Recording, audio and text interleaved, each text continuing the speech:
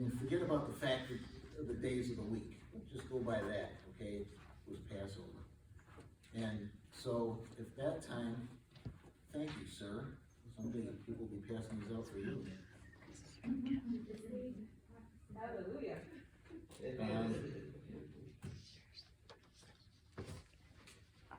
So, the same night, Yahshua took Passover, right?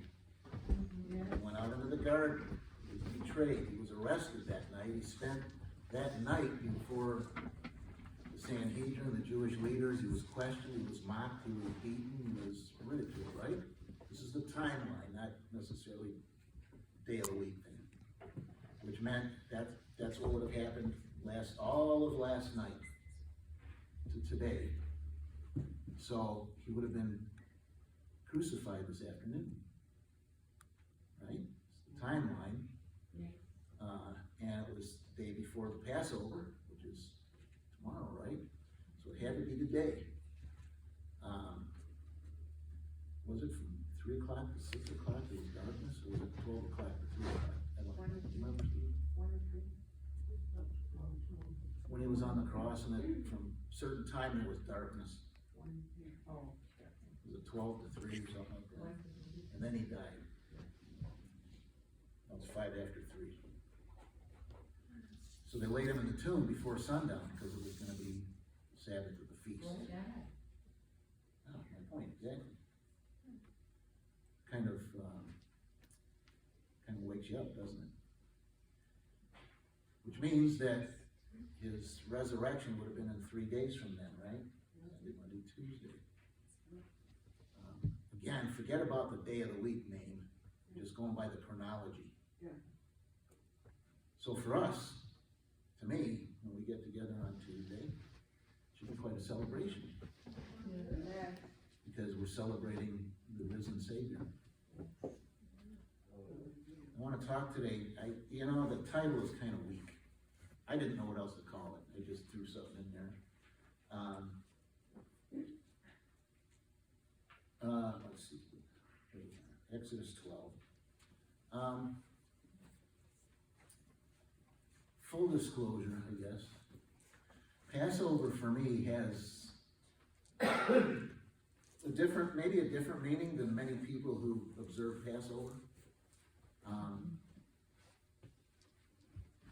Well, I've heard the phrase tossed around in different places about being Torah observant. It's not going against anything of that. But in conjunction with that, putting together, there was no mention of being Yahshua observant. You know what I mean? Mm-hmm. I am Yahshua observant first and foremost. Everything about what I believe and what I feel is, if he's not at the full center of it, then there's something missing. Yeah. But I was thinking about this, well, before this, but when they got to the Red Sea, right? And Yahweh told Moses, stretch out your arms, and the seas, would divide, and they crossed over on dry land, right? So he stretched out his arms. However he did it, he stretched out his arms, and Israel was delivered. They were saved, right? Kind of like about 1,250 years later, on a hill outside of Jerusalem, someone else stretched out his arms, and salvation came to people who were desperate, right? And they got to the other side. The Apostle Paul talks about their passing through the Red Sea as being baptized unto Moses. It was one huge baptism. Yeah. What do you usually do at a baptism? When the person's baptized, you rejoice, don't you? Yeah. You worship it, and they did that. In fact, I think, what is it, Exodus 15 maybe, is the Song of Miriam, the women, as they played the timbrels, the tambourines, and they danced, and everybody, imagine, you would, wouldn't you? Yes. There's a correlation between what happened then and what happened at Calvary. I want to talk a little bit about that today, because I don't want anybody to forget what, I know what it is for me, but I don't want you to forget what it is for you also, that when you celebrate Passover, I'm hoping that at the center of it all, you're celebrating Yahshua, right? Yes. Exodus 12, everything's going to be in Exodus 12. So I'm giving you a break today. You don't have to jump around or look for anything. One of these days I'll do a message that has all the books of the Bible that nobody ever really goes to very often. But for today we're doing just out of Exodus 12. And we're going to start in verse 13. See, I always give an instruction, about the first Passover. And he says, I will pass through the land of Egypt on that night, and I'll strike all the firstborn in the land of Egypt, both man and beast. Think about that. Both man and beast. I lost my place. Yeah, verse 12. Both man and beast. And against all the gods of Egypt, I will execute judgment. I am Yahweh. I want you to notice, he says, against all the gods of Egypt. There were gods in Egypt, weren't there? There were all kinds of them. They had them for just about everything. They weren't real. No, but to them they were. To the Egyptians they were real. And Yahweh, I'm telling you what Yahweh said. All the firstborn in the land of Egypt, both man and beast, and against all the gods of Egypt, I will execute judgment. They have no power. They don't do anything. They can't do anything. They're either dumb idols or they're just myths. They're not Yahweh. The problem is, it's not a problem really. We're going to talk for a minute about the blood shall be a sign for you. But he says, when I pass through the land of Egypt on that night, I will strike all the firstborn in the land of Egypt. You notice it doesn't say all the firstborn of the land of Egypt, does he? In other words, I'm going to strike all the firstborn of the Egyptians. He said, I'm going to strike all the firstborn in the land of Egypt. Why do you think they had to put blood on the doorpost? Because they were in the land of Egypt, right? Mm-hmm. Imagine, if you will, you're an Egyptian family and you're at home that night. You got a mother who's the firstborn in her family.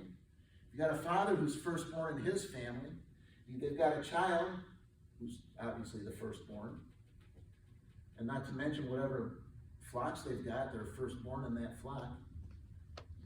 Maybe there's a second child. That had to be a terrifying night for that kid, didn't it? Yeah. Because all of a sudden, everybody's dead. And you're the youngest and you're all that's left. Could you just imagine what kind of night that was? Whereas in the land of Goshen, it wasn't that way at all. Now, I like to think that wherever we are with Yahshua, and he's with us, for us, that is the land of Goshen. We're watched over, we're protected, we're covered. Here's why. He says, now the blood shall be a sign, this is verse 13. Now the blood shall be a sign for you on the houses where you are. When I see the blood, I will pass over you. That's where Passover comes from. I will pass over you. And the plague shall not be on you to destroy you when I strike the land of Egypt. So the single most important thing about Passover is the blood of the lamb, is it not? Yes. I mean, you can kill the lamb and eat the lamb and have all your things packed up and ready to go and eat unleavened bread, but if you don't got blood on the doorpost, it's not going to matter at all. Mm-hmm. Because there's going to be dead people in that house. Yeah. So the blood of the lamb is the single most important element of Passover. And you know what? It's still the same today. The single most important element is the blood. It's the blood of Yahshua. Applied to us, applied to our hearts, applied to our spirit. He is the single most important thing, period. No questions, no argument, no debate. Not for me anyway. Hallelujah. Yes. Yahweh said when he sees the blood, judgment would pass over them. And that's what it's about. Yahweh was judging Egypt. He was judging the land of Egypt. And so the blood, when the death angel saw the blood, he knew that that whole area was just hands off. And he passed over him. The judgment in the land of Egypt, Yahweh passed over. He has to see the blood. It can't be something either that you just do once a year. I mean, the old law, the law of sacrifices, especially atonement, the Day of Atonement, and the sacrifices for sin, you know, that was, especially Day of Atonement, that's once a year. You know, and all that did was forgive sin. It would forgive the sins of the people for their sakes. But they had to do it again the next year. And every year after that. Now, they don't, not that I'm aware of, maybe, I don't know, maybe Orthodox Jews do, but as a general rule, I don't think Jews typically, you know, sacrifice. They might now, but I don't know. But the fact of the matter is, you have to keep doing it over and over again. Yahweh has to see the blood of the Lamb covering us. That's what salvation is. That's why it's so important that when we go out and we have an opportunity to share Yahshua with somebody, that's one of the reasons it's so important. Because without him, they have no blood covering them. And when judgment comes, it will not pass over them.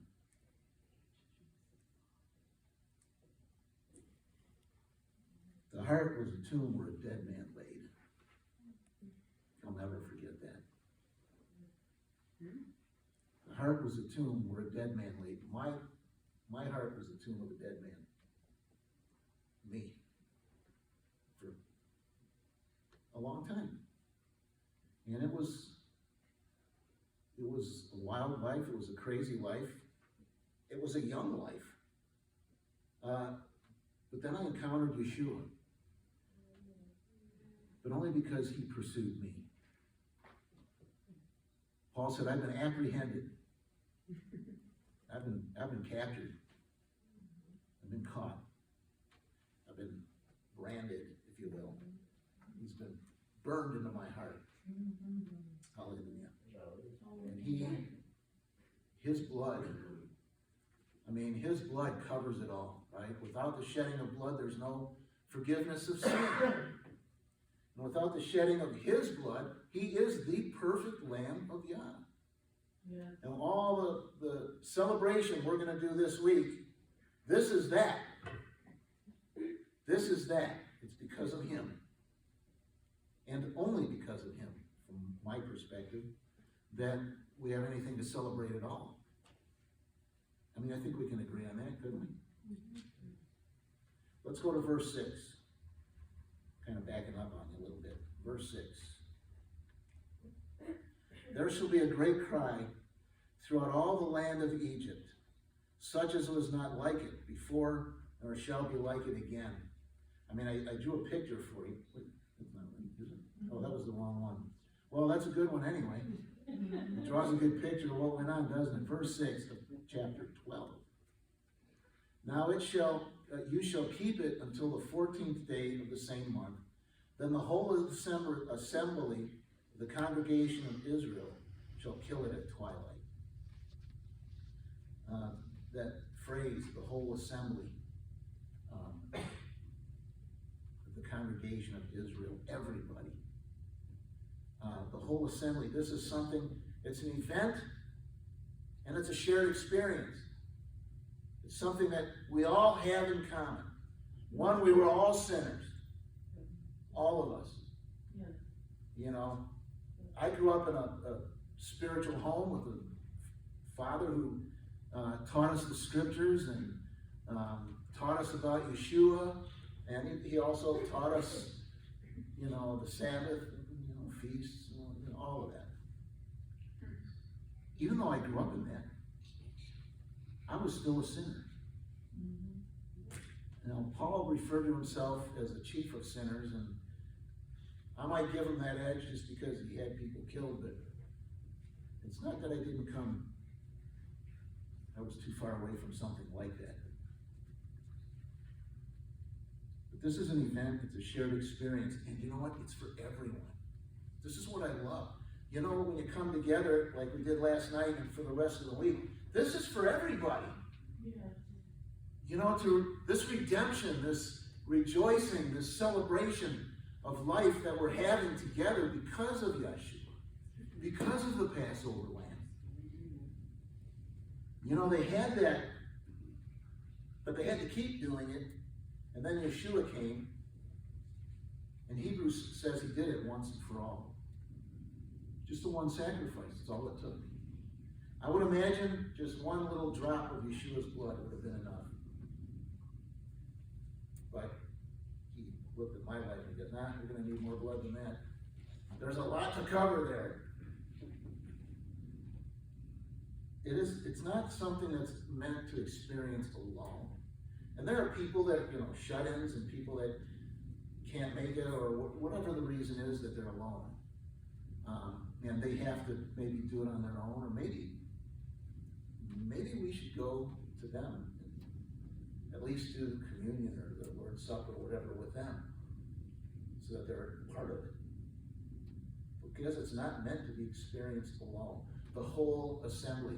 And you know, the deal was if you had a household but your family was too small for a whole lamb, a whole sheep, whatever, you could do it with the neighbor family. The two families could combine, and that way there'd be enough for everybody. Because it was meant to be shared. It's not meant to be done alone. This walk is not meant to be done alone. Yeah. It's not meant for me to walk this way by myself. It's never meant to be that. And I can tell you this for sure.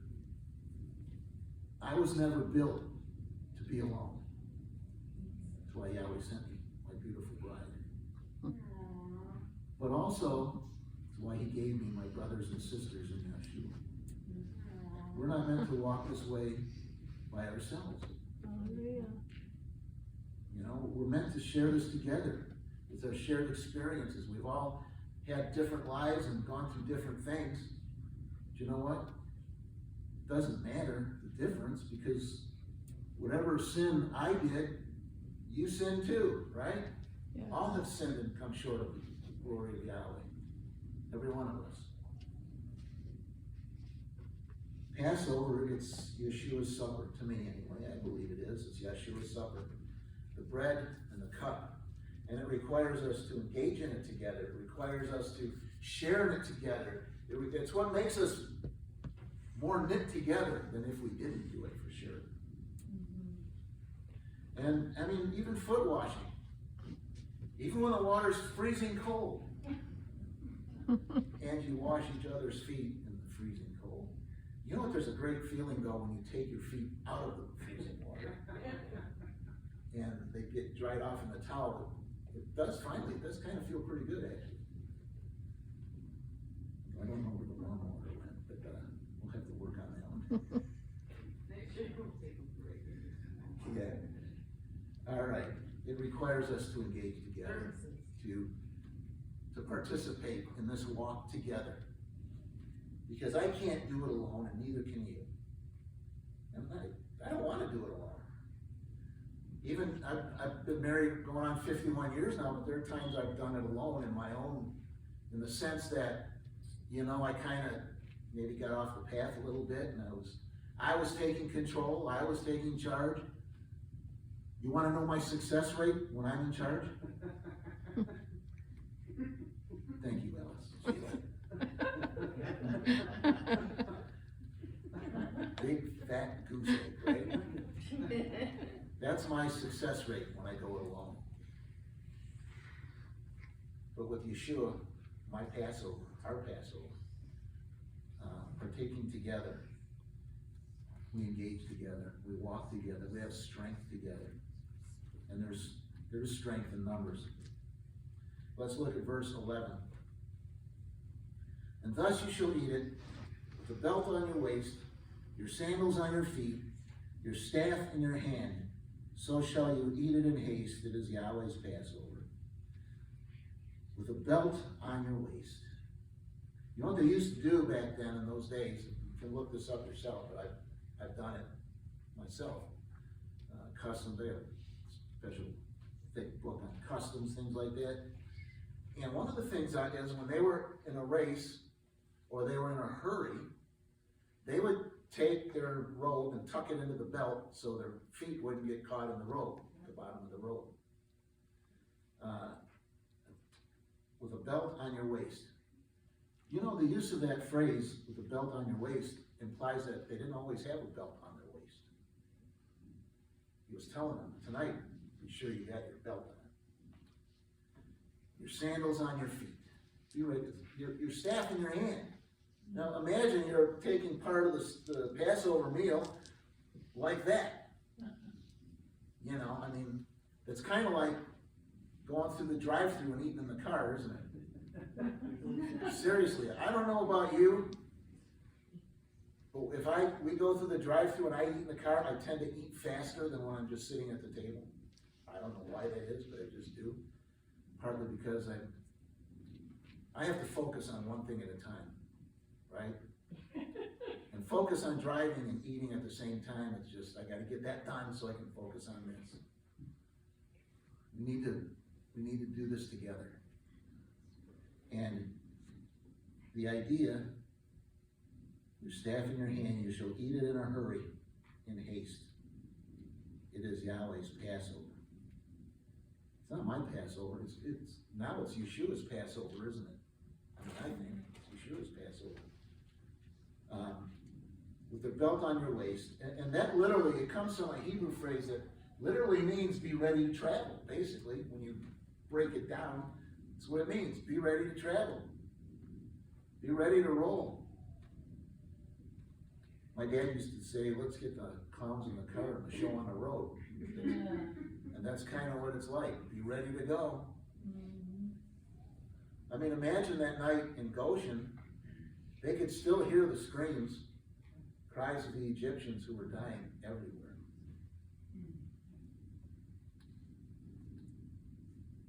Partaking of the Passover lamb, which is Yahshua, with the bread and the cup, it's to remember his death, most assuredly. But it's also a call to be ready. If I partake of that, and then we wash each other's feet. We wash feet, which is an act of service. In that sense, it was almost the ultimate act of serving. John 13, Yahshua did that. It's an act of service. And when we do that, we're saying the same thing. We're being part of each other, but we're saying we're ready to serve. We're ready to go. We're ready to get out there. Yeah. Just be ready to act, whatever it may be. He may not call you to be an evangelist or a witnesser or whatever. We're all called to witness in some form. But some people some people are just afraid to witness or talk to people. Others are it's just not their nature, right? I shared this before, but my brother, he can talk to anybody, anywhere, you know? I'm not like that. It's just, that's the way he's built. So, calls us to be ready to act, and we have to be careful. We all have responsibilities, right? We all have things that we have to do, we need to do, families, home, responsibility, whatever it might be. And those are important too.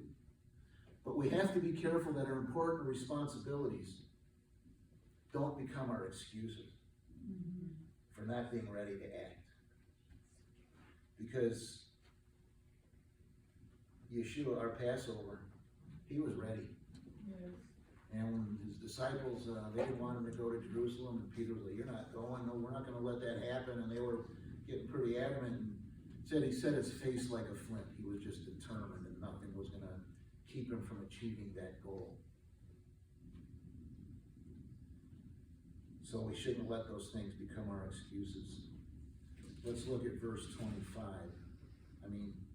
Verse 25. Okay.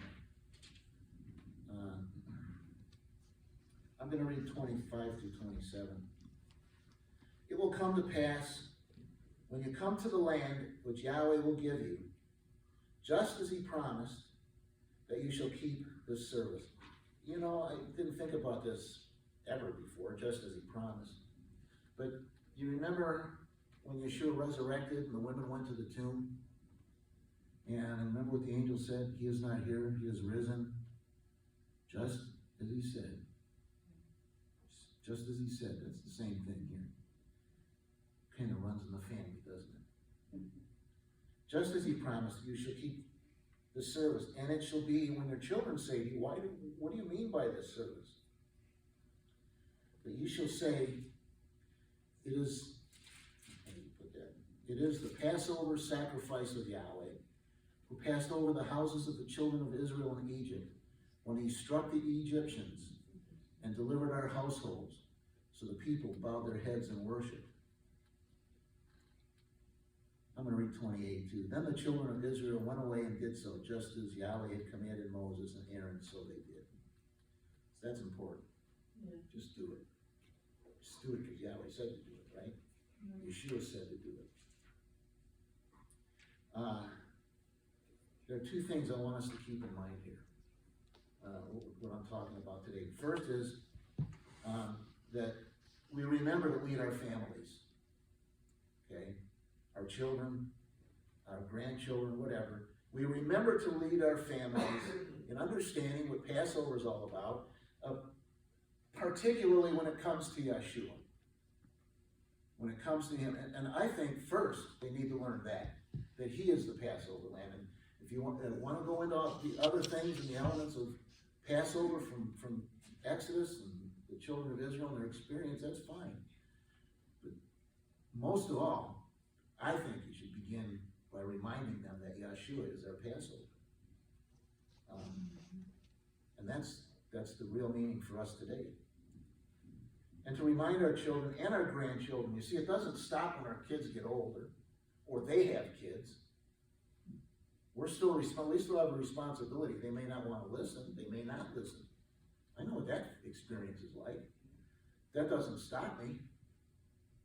I just tell them, look, I'm going to tell you this once, and then you do whatever you want with it. I'm not going to bug you about it. But then we remind our children and our grandchildren of the power of the blood of the Passover lamb. Now we say, when I see the blood, I will pass over. Judgment will pass over. Yeah. And it's no different for us. When Yahweh sees us, and in that day, when judgment comes for sure, and it will for everyone, he's going to see the blood of Yahshua. He's going to see the blood, and judgment is going to pass over us. Because mercy triumphs over judgment. And the blood of Yahshua is that mercy. He gives us that mercy. And you know what? They may not remember it right away. They may not remember it while I'm still alive, but somewhere down the line, they're going to remember what you said and what you taught them. And because it says when they get older, they will train up a child in the way that he should go, and when he is old, he will not depart from it. I don't know what old means. I know what it means for me, but I don't know what it means when a kid gets older. Am I still going to be around? I don't know, but you know what? It doesn't matter. As long as they come back to it, and they know the Passover lamb, and they will remember that, and they will give thanks for that. Now we're going to go back. There we are, to the very beginning, first two verses. Now Yahweh spoke to Moses and Aaron in the land of Egypt, saying, this month shall be your beginning of months, and it shall be the first month of the year to you. I like that. This is a beginning. See, Yahweh's like that. He likes that. It's what he does.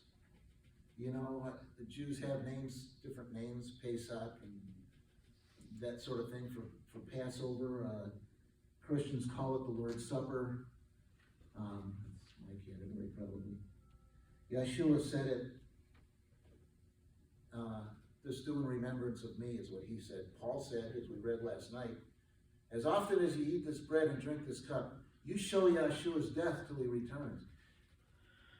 People need to know that Yahshua died for their sins. Mm-hmm. But we can show them, not just what the love of Yahshua really looks like by seeing it in our lives, but by seeing his death in us through the ministry of reconciliation and through the ministry of sacrifice. Mm-hmm. It's important, really. All of these things are important, but it's about what it really means and what it ultimately means, because Yahshua is our Passover lamb. And when we participate in it, it's like a new beginning. This shall be the beginning of months for you. This is your New Year's Day, so to speak. For Israel, that's what he told them. So he told Moses and Aaron. From now on, when you get to this, it's the beginning of a brand new slate. You know? That's what Yahweh's all about. He's always about fresh start. He's always about giving people a fresh start and a new beginning. Starting over, starting fresh, starting clean. And it's so much so that when Yahshua returns, we're all going to have new bodies. Yay! That'll be great, won't it? Yes. We'll all have new bodies. We get to pick the game size? Yeah, I'm not sure about Garb yet. I'll have to get back to you on that. Waist size? But he's all about new beginnings. I don't know everything about your lives, what your cat goes through on a daily basis. But I know wherever you're at, whatever you may be going through, we all need a new start from time to time. And it's always about knowing Yahshua, putting him first, and foremost, and above everything else. He is our Passover lamb.